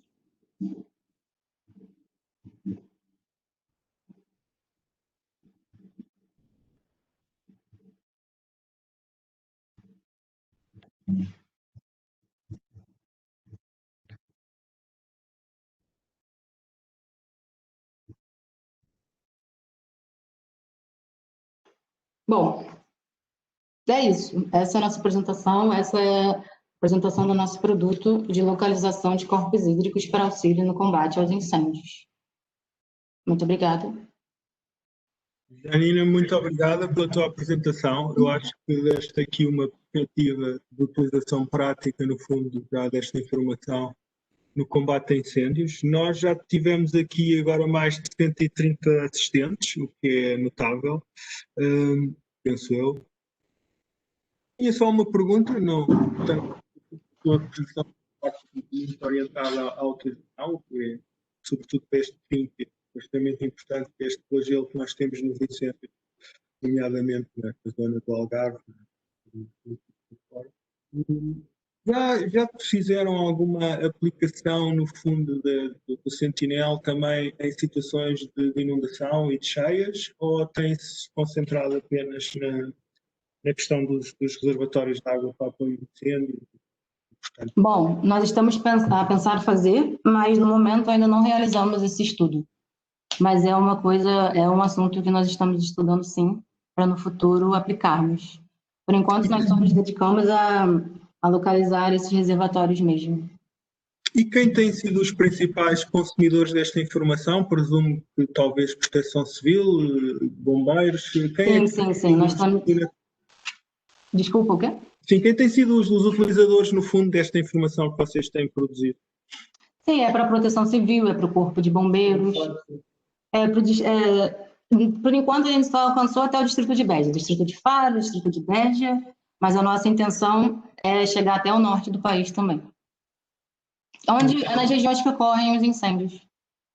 Muito bem. Sim, a zona centro é também uma zona frequentemente flagelada por incêndios e, de facto, é de maior importância que se começa, no fundo, a extrair aplicações práticas, sobretudo da informação do Copérnicos, para aplicações civis. Janina, muito obrigado pela tua apresentação. Não tenho mais perguntas, então passamos desde já ao próximo orador, que é o Guilherme Vega Gorgoso, que é professor de Valladolid. Olá, obrigado, Janina. Olá, Guilherme. Ele tem trabalhado na área de interfaces visuais para os utilizadores e nas arquiteturas de sistemas, portanto estou muito interessado em ver que apresentação nos vai fazer na semântica, na web semântica e nas questões da RDF. E, portanto, vai-nos apresentar a sua apresentação é relativa à visualização de inventários florestais, também a maior importância nestas questões das alterações climáticas, com o Forest Explorer. Guilherme, por favor, podes começar. Hola, bueno, voy a ver si puedo compartir la pantalla, la presentación. Vale, parece que va bien. Sim, já está, só falta pôr em modo de apresentação. Ah, sí está bien, ¿no? Vale, Sí, pues sí, ya está. Muchas gracias a todos por asistir. Entonces, gracias Joaquín por la introducción. Entonces voy a presentar en esta sesión Forest Explorer, que es uno de los resultados del proyecto europeo CrossForest que tenemos ahora en marcha con socios de Portugal y de España. Entonces, de hecho, aquí somos varios los que hemos participado en esta comunicación. Bien, un poco de contexto. Estamos en el campo forestal. Hay muchas fuentes de datos abiertas espaciales, especialmente importantes los inventarios forestales, los mapas de cobertura terrestre, también incendios, suelos, datos de clima. Y muchas de estas fuentes de datos han sido creadas por las administraciones públicas con un gran esfuerzo y están disponibles para todo el que quiera usarlo. De hecho, hemos identificado, se identifican muchos potenciales usuarios en este ámbito, que incluyen silvicultores, agricultores, ganaderos, académicos, ingenieros forestales, ciudadanos interesados en múltiples fuentes de datos para usos desde simple curiosidad, para hacer rutas o ya fines científicos o para planificación forestal, etc. Sin embargo, es difícil trabajar con datos abiertos forestales. De hecho, en esta misma sesión ya hemos visto que varios de las ponencias estaban hablando del problema de la integración de datos. Entonces, muchas veces estos datos están sin integrar y eso es un problema, especialmente si los usuarios no tienen los suficientes conocimientos o las herramientas apropiadas para ello. Además, muchas veces los formatos de datos son propietarios, que también dificulta su uso. Y luego los datos espaciales en este ámbito son complejos. Pongo el foco ahora en dos fuentes de datos en particular. Una es el Inventario Forestal Nacional Español. Es una fuente muy importante para el campo forestal, pero también muy compleja. Hay más de 1000 tablas, con más de 20.000 columnas, con unos 10 millones de árboles que se han muestreado de todo el territorio español. Entonces, bueno, decir que esto no es fácil de asimilar para cualquiera. Y lo mismo con el mapa forestal español, que hay unos 700.000 polígonos y en total casi 400 millones de puntos. Entonces, insisto, son difíciles de trabajar con esto y además faltan más datos o más transformaciones para que sean más fácilmente accesibles y comprensibles, ¿no? Muchas veces estos datos están por ejemplo, no incluyen coordenadas GPS o falta información en el caso de árboles de especies, de géneros o familias que pueden ayudar para agrupar los datos y están también desconectados con otras fuentes de datos. Entonces, en este contexto, en nuestro proyecto, en el proyecto CrossForest, lo que hemos, bueno, es un proyecto europeo, como decía, que tiene varias partes y de hecho en la siguiente sesión tenemos otras dos ponencias que también van a complementar esta presentación. Entonces, una primera parte, que es en la que estamos ahora, bueno, especialmente por mi parte, ¿no? Estamos más enfocados en la integración de datos. Entonces, hemos integrado datos españoles del inventario forestal, del mapa forestal, también del mapa político. Y por parte de Portugal también hemos completado la integración de datos del inventario forestal portugués y también de la cobertura terrestre del COS. Y además hemos integrado otras fuentes de datos, ¿no? Como puede ser la Wikipedia, GeoNames, varias fuentes de datos. Y con esto hemos creado una fuente de datos única en formato de datos abiertos enlazados, utilizando un modelo forestal, una ontología forestal. Y esto es bueno, pues uno de los resultados principales de este proyecto CrossForest. Pero lo que voy a presentar aquí es en realidad este explorador, un explorador que hemos denominado Forest Explorer, que lo que hace es acceder a este conjunto de datos abiertos para visualizarlos. Y está pensado para usuarios que no tienen por qué ser expertos en el dominio forestal, aunque pueden serlo, y sobre todo no está pensado para expertos en datos. Entonces, el reto sobre todo es, claro, es un repositorio de datos grande, más de 4 gigabytes. De hecho, estos datos no están incluyendo datos portugueses, que tenemos ahora mismo en pruebas. Y un poco el reto es cómo esos datos pueden visualizarse con un dispositivo como un móvil o una tableta o un ordenador.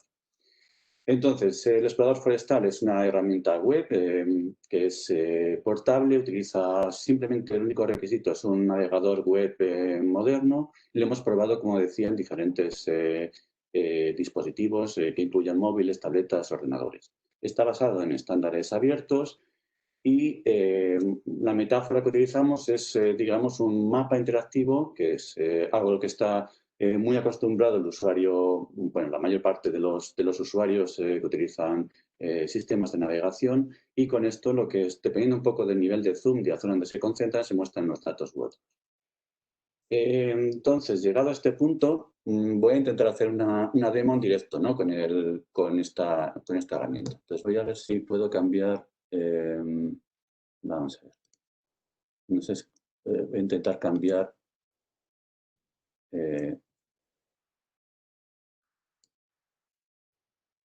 Voy a compartir ahora el navegador, vale.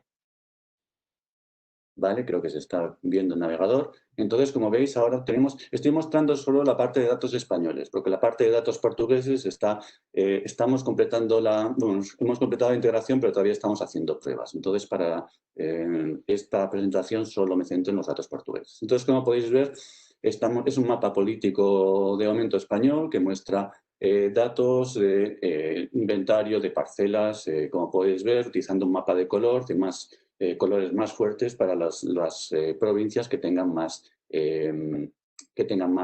árboles. Puedo poner filtros, por ejemplo, de especie, ¿no? Entonces, puedo buscar, por ejemplo, en coníferas, puedo seleccionar algún tipo de pino, por ejemplo, pino silvestre, y entonces ahora, como veis, se muestran los datos no solamente los datos en otro color, en el color de contraste, que es un violeta, para los datos del pino silvestre, y si puedo poner pues más, si quisiera, pues más más especies, ¿no? En este caso, pino pinaster. Puedo cambiar el color si quiero. Y además, puedo mostrar información extra, ¿no? Por ejemplo, esta es información que viene directamente de la Wikipedia, que muestra una pequeña descripción y una foto, ¿no? Pero bueno, de momento me parece que no hay mucho detalle, pero puedo cambiar de esta vista de provincias a una vista del mapa, de lo que sería el mapa forestal. Está ahora en ello. Entonces, veis, ahora me está mostrando las teselas, ¿no? Entonces, puedo navegar. Voy a darle un poquito de zoom, ¿vale? Me puedo desplazar por este mapa. Entonces se va viendo un poco con más detalle las zonas, las diferentes teselas del mapa. Me voy a desplazar utilizando este buscador a un... a ver si tengo aquí el ratón. Voy a intentar... A ver. Está poniendo los datos. Vale. Está pintando la... A ver, un momento que... A ver. A ver.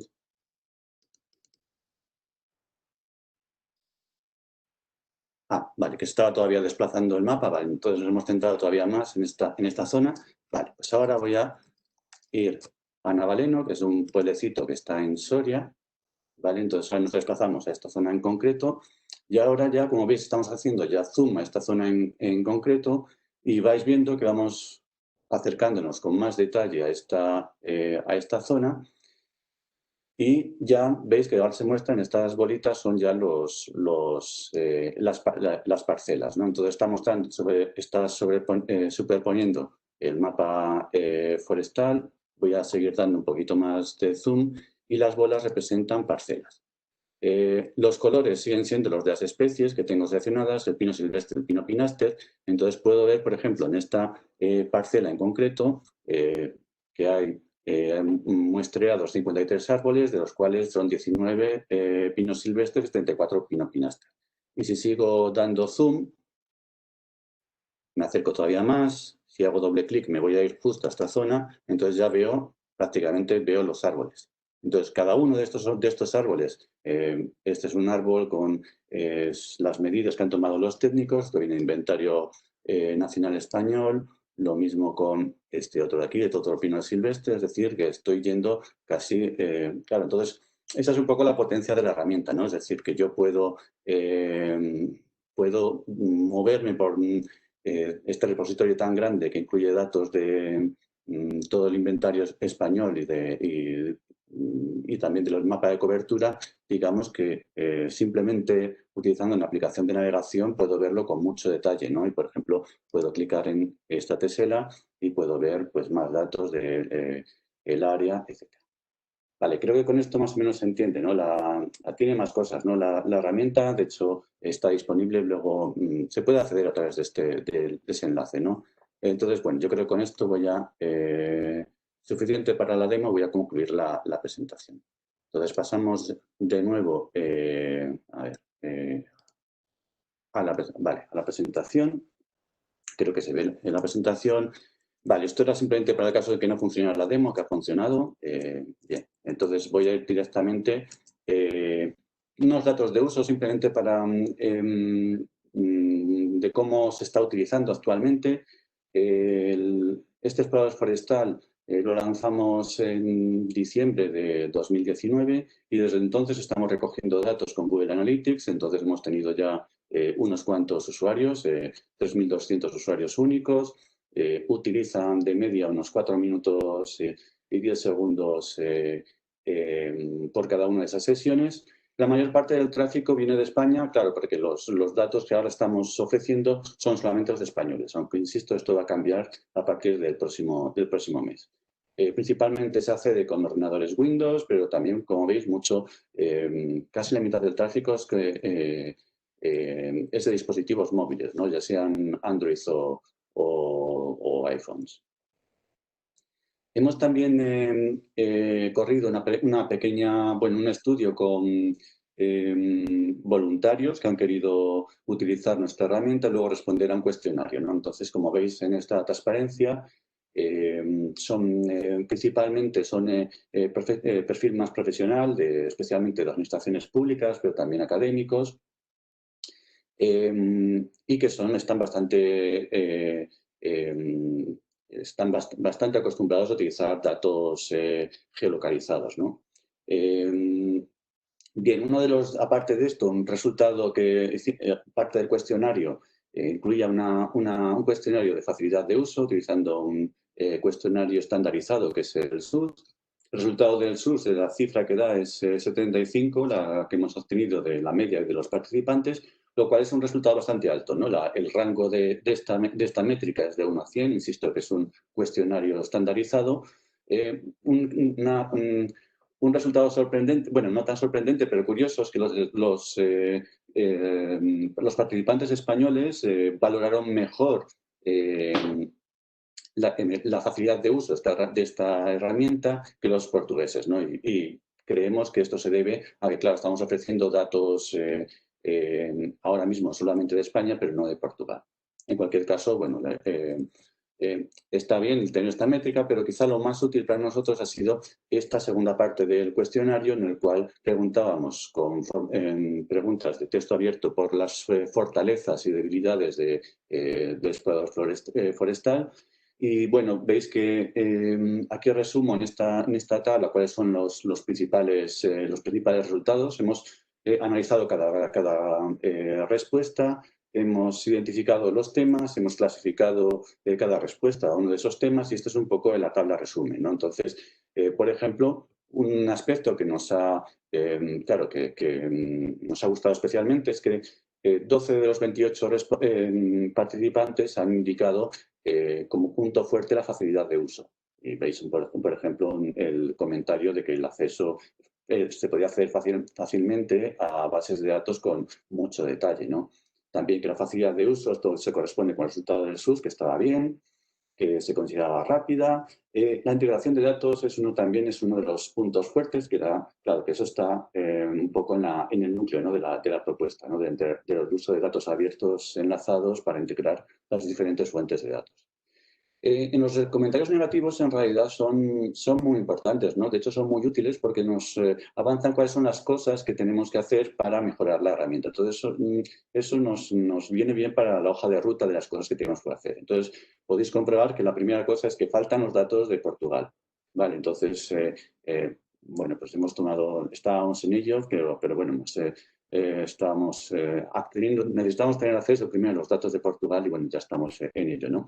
Más cosas de funcionalidad que también nos están pendientes, por ejemplo, que los datos no solamente se puedan visualizar, sino que se puedan descargar, ¿vale?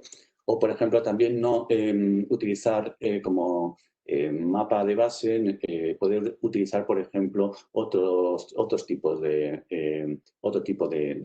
mapa, ¿no? O dar más información. Bueno, hay diferentes comentarios que nos sirven, insisto, para poder mejorar la herramienta. Bien, entonces, como conclusión de trabajo futuro, pues el próximo mes esperamos ya ofrecer, es decir, que cambiará la herramienta y ofreceremos ya los datos de Portugal junto con los españoles. lo que decía de utilizar, vamos a ver si podemos cambiar el mapa de base para poder utilizar ortofotos, y luego también estamos considerando el poder incluir más fuentes de datos, ¿no? Por ejemplo, de incendios o de datos de suelo. Y luego también otros datos que son importantes, ¿no? Por ejemplo, plagas, o en otros dominios, incluso datos de catastro, ¿no? Que podría ser útil para tener esa información, por ejemplo, para actividades económicas, ¿no? También tenemos pendiente lo de poder descargar los datos, y los usuarios más expertos del dominio forestal nos piden, pues, no solamente visualizar, sino también tener capacidades de análisis, ¿no? De los datos de gestión forestal. Bien, yo creo que con esto ya he terminado. Entonces, bueno, pues insisto, aquí está esta es la URL de la herramienta para que la podáis probarla. Está abierta a todo el mundo. Entonces, bueno, pues encantados de que esto, por supuesto, se pueda usar, y que además, si luego nos queréis indicar algún comentario para mejorarla, también encantados. Y bueno, también, por supuesto, el enlace de la web del proyecto CrossForest y el Twitter. E por mi parte, a presentação é todo. Guilherme, muito obrigado pela tua excelente apresentação. Acho que nos mostraste aqui precisamente um caso de integração de inúmeras fontes de dados num produto prático, e que é quase este conceito de digital twin, de uma representação com o zoom suficiente, quase de um gêmeo digital da realidade florestal, neste caso. Não temos aqui perguntas de assistência, o que eu acho que é uma pena, que temos aqui muita gente. Eu tenho duas perguntas, duas curiosidades que tenho relativamente a isto. A primeira, sim, tu mostraste, enfim, que vão trabalhar para integrar a informação portuguesa, dados de Portugal, claro que isso interessa ser português, mas sobretudo, continuam a focar sobretudo na parte florestal, e eu penso que este tipo de abordagem poderia ser muito interessante, até por tipo de informação, para além da informação florestal, e sobretudo informação florestal e uso do solo, mas do solo cuja utilização não é florestal, se também já tem planos de avançar por aí, porque se a base começa a ter na utilização de solo, poderia ser interessante aplicar esta abordagem de integração de múltiplas fontes de dados, usos do solo não florestais, digamos assim, e até aqui práticos também, que é o que interessa. E a outra pergunta que eu faço desde já é se de alguma forma no fundo, esta análise, este processo de integração de dados que vocês fazem, creio que presumo que seja um processo complicado de integrar toda esta informação a estas escalas, a estas múltiplas escalas, se é possível de ser consultada por outras máquinas, ou seja, se de alguma forma há alguma comunicação via APIs ou outras coisas, para outros projetos poderem utilizar essa informação. Eu acho que seria também extremamente interessante se isso um dia pudesse acontecer. Pues claro, la parte de integración de datos, espero haber, no sé si he entendido del todo la pregunta, pero sí que he entendido que me preguntas para integración de datos. Esa parte es complicada, claro, o sea, eso requiere esfuerzo, y bueno, pues ahí estamos trabajando con tecnologías semánticas que digamos que son tecnologías que no son fáciles, pero son precisamente adecuadas para esto, ¿no? Entonces requiere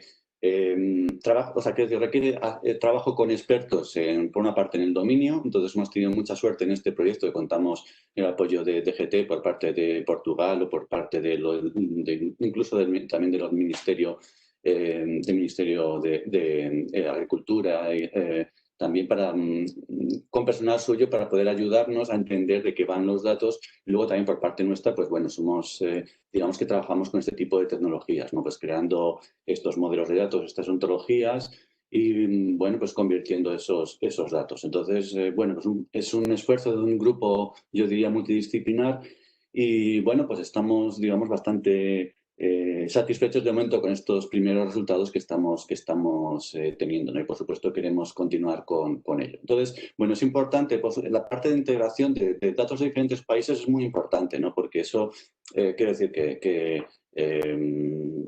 lo suyo, yo creo, es que se puedan converger estos esfuerzos, que seamos capaces de dar información cada vez más útil al ciudadano o al experto, ¿vale? Y muchas veces los datos son, de base son pues parecidos, ¿no? Es decir, pues lo que pasa es, claro, utilizando diferentes formatos o diferentes estructuras también de administrativas, entonces eso es parte de la dificultad del asunto. Entonces, bueno, simplemente la herramienta, pues en sí, una vez que tienes los datos integrados, ya, bueno, pues tiene cosas, ¿no? Luego, por supuesto, de detalle, técnicas que no he contado, hay mucho de optimización, de cachés, ese tipo de cosas, pero bueno, parece que de momento la aplicación funciona, incluso en móviles, pues a veces tarda un poquito, a veces en descargar alguna zona, pero insisto, como puede cachear datos, luego va un poco más ágil. De todas formas, eso, insisto, es un producto que se sigue manteniendo y se sigue actualizando. Presumo que tenham que fazer uma harmonização de dados, não só a nível semântico, claro, entre os vários domínios que vocês tratam, mas também transfronteiriço, não é? Um pouco uma harmonização prática e menos formal, como é o caso da Inspire, para realmente conseguir integrar toda essa informação. Excelente, eu continuo a não ver perguntas, só não me falaste se de alguma forma isto está disponível para outras aplicações consumirem, na forma de serviços, de uma API, ou assim, ou se depois da integração ela fica de alguma forma apenas disponível nesta vossa aplicação do Core. Existe algum endpoint, alguma API que se possa consumir com esta informação para terceiros consumirem no fundo, esta vossa integração? Sí, el punto de hecho, estamos utilizando tecnologías semánticas, entonces esto lo tenemos en un almacén de triplas con un punto Sparkle, entonces se pueden consumir los datos vía Sparkle. Entonces, de hecho, está abierto. Entonces, está abierto y se puede consultar por cualquiera. Entonces, bueno, pues de momento... de hecho, estamos utilizando también, en este caso, un superordenador de recursos de supercomputación que están alojados en Castilla y León, ¿no? En León en particular. Es uno de los socios del proyecto. Entonces, de momento, pues, de hecho, va bastante bien. Entonces, se puede acceder. Tenemos que mejorar de todas formas la documentación, por ejemplo, de la ontología y demás, hacerlo un poco más accesible porque, claro, para que se puedan, incluso el usuario experto, para que pueda utilizarlo y pueda consultarlos. Y luego también los datos, por ejemplo, sí que estamos mirando las especificaciones de tipo Inspire que nos habías comentado y luego, por ejemplo, sí que utilizamos estándares de OGC como GeoSparkle. Entonces, sí que estamos, digamos, mirando todo eso, ¿no? Lo cual no quiere decir que no podamos seguir mejorando y a lo mejor, por ejemplo, poder descargar los datos en otros formatos es algo que tenemos pendiente, aparte de RDF, ¿no? Que es el formato que estamos utilizando. Excelente. Olha, entretanto, chegou aqui uma pergunta da Lourdes Bugalho, que pergunta se a integração das ardias nos últimos anos está a ser feita. As áreas, portanto, de incêndio estão a integrar essas dados na vossa aplicação, para além, então presumo que seja, para além da periodicidade talvez do próprio COS, não é? Apesar de ele ter uma atualização cada vez mais regular, de alguma forma integram esta informação.